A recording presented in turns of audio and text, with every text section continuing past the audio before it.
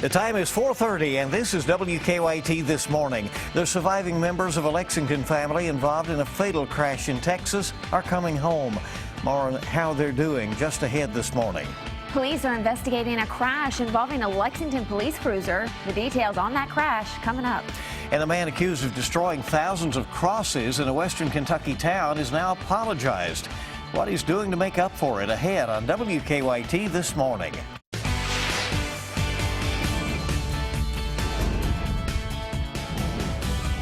This is WKYT This Morning. Good morning, and it's so good to have you with us on WKYT on this Tuesday. We hope you had a nice Memorial Day weekend. If you had that extra day off, good for you as well. I'm Bill Bryant. And I'm Michelle Chamberlain. Looks like we're still having some summer-like weather, right? Oh, I'm telling you, beautiful weather the last couple of days. That looks to continue. Meteorologist Micah Harris is in with us. Good morning. Hey, good morning. Yeah, it's been mainly dry the past couple of days. We have had a pop-up shower or thunderstorm, but that's about it, like Bill was talking about. It's been warm, mainly dry. We're going to do it all over again today. And notice I'm not saying fully dry, mainly dry, because you just can't rule out one of those pop-up thunderstorms. Temperatures in the 50s and 60s this morning is a really nice start to the day. By the afternoon, it's going to be really warm, 86 degrees, only a 10% chance of rain today, but boy, do those pick up in the days to come. I'm going to show you the best chance for those days coming up in just a few minutes. Okay, we'll see you then. In the news this morning, she was not left by her sister's side. She has not left her in all these days. A Lexington woman whose family was involved in a deadly crash in Texas more than a week ago says her surviving family members are returning now to Kentucky. Bibianne Avalar tells us her little sister was flown to Kentucky Children's Hospital this weekend. Her mother is expected back today. Sadly, her dad and 3 brothers did not survive the crash. WKYT's Kristen Kennedy talked with Bibianne. Hilda Avelar will continue rehabilitation work here at Cardinal Hill. Her daughter Bibianne can't wait to see her. It would just be really nice to have my mom back in Lexington. Bibianne Avalar has waited more than a week to bring her mother home. May 21st, her parents, grandmother, and siblings got in a wreck in Texas. Police say a driver rear-ended them, forcing their van into the path of an 18-wheeler. Her father and 3 brothers died. I'm just grateful, that my mom and my sister made it, It's just looking at pictures of the vehicle and different things like that, it's a miracle that they're still alive. While Bibianne continues to grieve for the loved ones she's lost, she is cherishing the time spent with the 3 who survived. She says her grandmother will continue rehabilitation in Tyler, Texas. Right now, she won't leave her sister's side at Kentucky Children's Hospital. When her mother arrives at Cardinal Hill, she plans to visit and help her heal. She's doing great. She's getting stronger every day, and she just wants to get better so she can come take care of my sister. I know that's what she wants to do, but she's getting better, and she's really strong. Avalar says her church community has been incredibly supportive. They've provided meals, prayers, whatever she's needed. In Lexington, Kristen Kennedy, WKYT. Avalar hopes her sister will soon leave Kentucky Children's Hospital and join her mother at Cardinal Hill. Police have arrested a man in connection with a Knox County shooting. Last night at 11, we told you about 2 women who were shot in the Gray community near Bailey Hollow and Emmanuel Hollow about 8:30. Now, 38-year-old Brian Bunch of Barberville has been charged with 2 counts of attempted homicide. The women's names were not released, but we know that they were taken to the University of Tennessee Medical Center in Knoxville. And in Lexington, police are investigating a crash involving a police cruiser. Police tell us around 8 o'clock, a cruiser crashed into a car at the intersection of Harrodsburg Road and Man o' War. No one was seriously hurt, but police say they suspect the officer may be at fault. We're learning more about the pedestrian hit and killed along Interstate 64 yesterday morning. It happened on the eastbound side near the Fayette-Clark County line around 5 a.m. Police say several cars hit 66-year-old Stanley Willoughby. Willoughby's family tells us he had just been released from the hospital a few hours before the crash. They say he was fighting lung cancer, and they say they don't know why Willoughby was walking on the interstate. Willoughby's funeral arrangements have also been released. His visitation will be at the Scobie Funeral Home tomorrow from 11 a.m. to 1 p.m. The funeral will follow the visitation, and he will be buried at Winchester Cemetery. Deputies in southern Kentucky are investigating a deadly four-wheeler accident. They tell us a 17-year-old boy was driving the four-wheeler when he lost control on South Old Whitley Road, went over an embankment and hit a tree. The teenager was taken to the hospital to be checked out. A 17-year-old girl was a passenger on the four-wheeler. She was also taken to the hospital where she later died. Deputies did not release the name of either victim. And new this morning, deputies in Laurel County are investigating a fatal crash involving a motorcycle. It happened about 9:30 last night where Kentucky 312 meets Kentucky 363. Deputies say a pickup truck tried to turn left into a parking lot and block the path of a motorcycle. They say the motorcycle collided with the back of the truck. The driver of the motorcycle, 22-year-old Sean Couch, was pronounced dead at the scene. Deputies say neither of the passengers in the truck reported any injuries. 3 shootings in 30 hours. Terrible streak, really, and now Lexington police are left to piece together the 3 different shootings, one of which was fatal. So far, no arrests have been made in any of the cases. WKYT's Garrett Weimer takes a look at all 3 cases in this Crime Tracker report. With 3 shootings in about 30 hours, it wasn't the holiday weekend some in Lexington had in mind. One of those shootings was deadly. Oh, damn. Oh, I'm sorry. That's awful. That's terrible. That's really bad. The series of shootings started early Sunday morning at Saddle Ridge, a bar off South Broadway. There, police say a man was shot in the head during some kind of fight in the parking lot. Over at the intersection of Cambridge Drive and Village Drive, not far from Versailles Road, investigators say 36-year-old Demetrius Henry was shot late Sunday night, early Monday morning. They found him lying in a parking lot. He later died. No, it's not that I'm surprised. It's normal behavior over here. Here along Village Drive, folks say news of the shooting didn't shock them. They say hearing gunshots at night isn't out of the ordinary. I feel bad for myself and for the youth and for the people who get up and go to work and try to make an honest living, and all this chaos is bad. Also early Monday morning, police say a man who had been shot showed up at Baptist Health. Investigators say they think the shooting happened at Pine Brook Apartments on Tates Creek Road. Investigators say that man should recover. In Lexington, Garrett Weimer, WKYT. The homicide on Village Drive was the city's 9th of this year. We have an interactive timeline of those at WKYT.com and on the WKYT News app. The director of the Cincinnati Zoo is defending the decision to shoot and kill a gorilla after a little boy fell into the exhibit on Saturday. The zoo director, Tane Maynard, says he is not placing blame on anyone involved in this weekend's incident. He says when the little boy fell into the enclosure, the gorilla grabbed him and dragged him around for about 10 minutes. Maynard's team says their gorilla was disoriented, acted erratically, and it was putting the child at risk. There are quotes directly from the Cincinnati Fire Department in their official report. This child was being dragged around. His head was banging on concrete. This was not a gentle thing. The child was at risk. Maynard says if his zookeepers had to do it again, they would have made the same decision to shoot and kill the gorilla. The zoo is now reevaluating security around the exhibit. An Eastern Kentucky family wants answers after they say someone stole items off their baby's gravesite. Amberly Pace says metal angel wings and some small butterfly lights were on her daughter's grave at Grassy Branch Cemetery in Leslie County. But when she showed up Sunday, they were missing. It's disappointment in people in general, especially around here. We're supposed to have the best of the best people who come together for each other, and then we have people that are doing this. Pace says she noticed other graves at the cemetery were also missing items. She does not know when the items were taken. The man accused of destroying thousands of crosses in a western Kentucky town has apologized. Henderson police arrested 27-year-old Anthony Burris for driving through the veterans' crosses at Central Park over the weekend. But Burris says he doesn't remember anything from that day. He says he saw the story and planned on turning himself in after video evidence put him at the scene. Burris says his own father owns a memorial cross in that park. I did not mean to do any of this. I did not mean to cause any of you all this grief. And I would just let them know that I did not mean to. And from the bottom of my heart that I am sorry.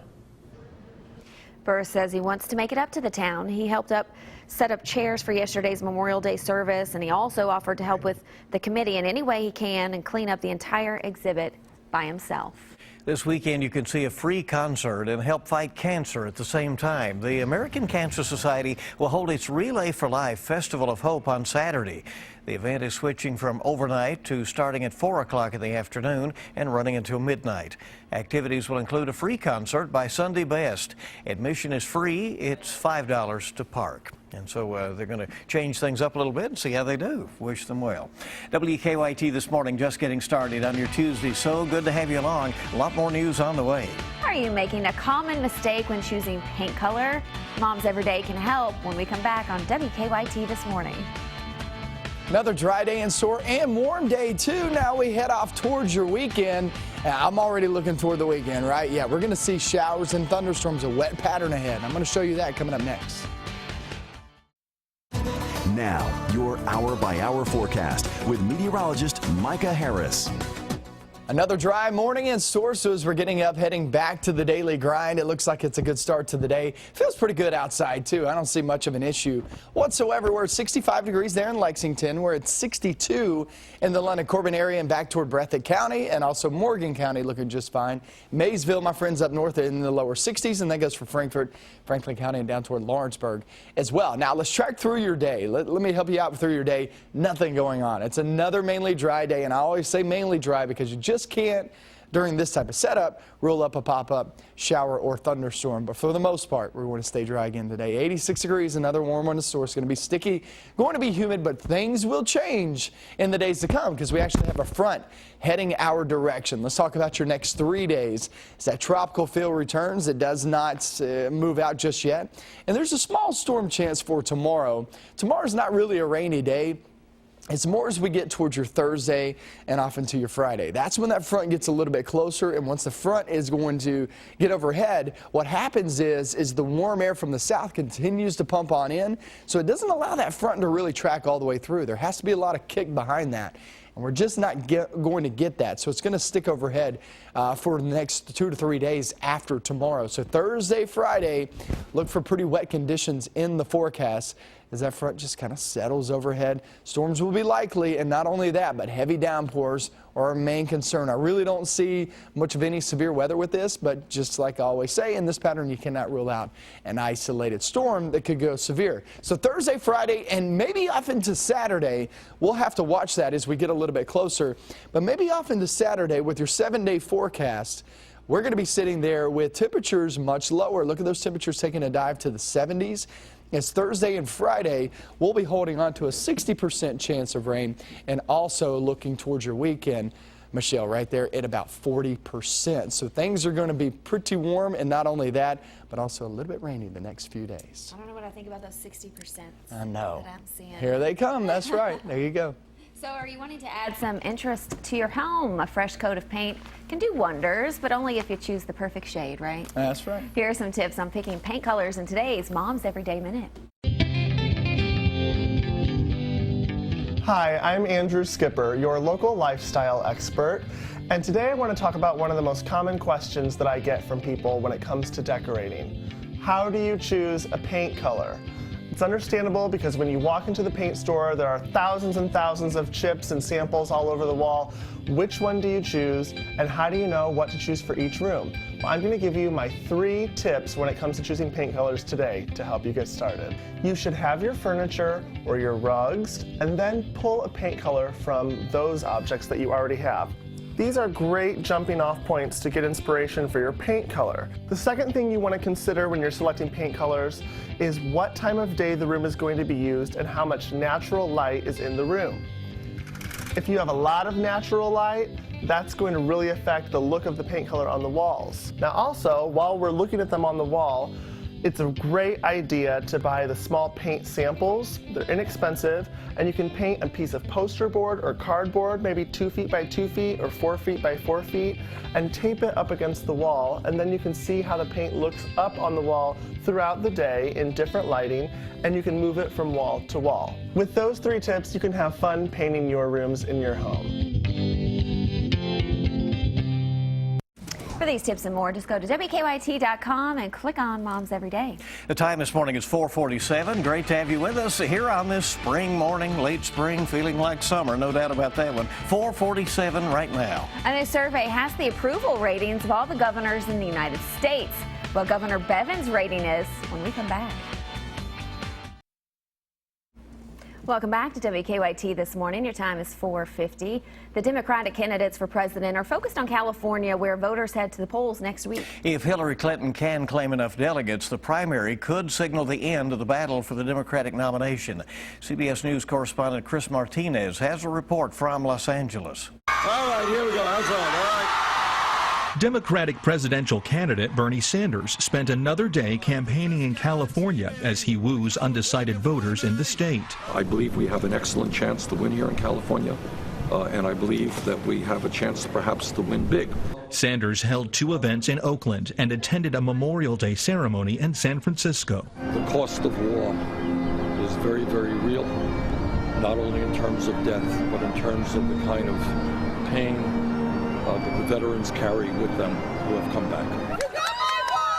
Hillary Clinton also marked the holiday marching in a parade in her adopted hometown of Chappaqua, New York. Both candidates have stressed the importance of California's primary. CBS News estimates Hillary Clinton only needs 73 delegates to clinch the Democratic nomination, and California offers 6 times that number. The state awards 475 pledged delegates in proportion to the popular vote. That means Sanders would need to win the state by a huge margin if he hopes to narrow Clinton's substantial advantage. On the Republican side, the presumptive nominee, Donald Trump, has scheduled a news conference Tuesday to discuss how much money he raised for veterans at a fundraiser before the Iowa caucuses and where the money went. Chris Martinez, CBS News, Los Angeles. And Sanders was briefly interrupted by several protesters who tried to jump the barricade. Secret Service agents moved in and the protesters were quickly arrested. A new survey by Morning Consult shows that Governor Matt Bevin has one of the lowest approval ratings in the country. Right now, Bevin's approval rating sits at 33% in that non-scientific survey. There are only 3 other governors with lower approval ratings. Massachusetts Governor Charlie Baker has the highest approval in the United States at 72%. Many Lake Cumberland Marina officials say they had a great Memorial Day weekend. Last January's winter storm caused millions of dollars worth of damage at several marinas. More than 80 slips were damaged at Jamestown Marina, but the manager there says they had one of their best Memorial Day weekends in recent history, even though all the repairs are not done yet.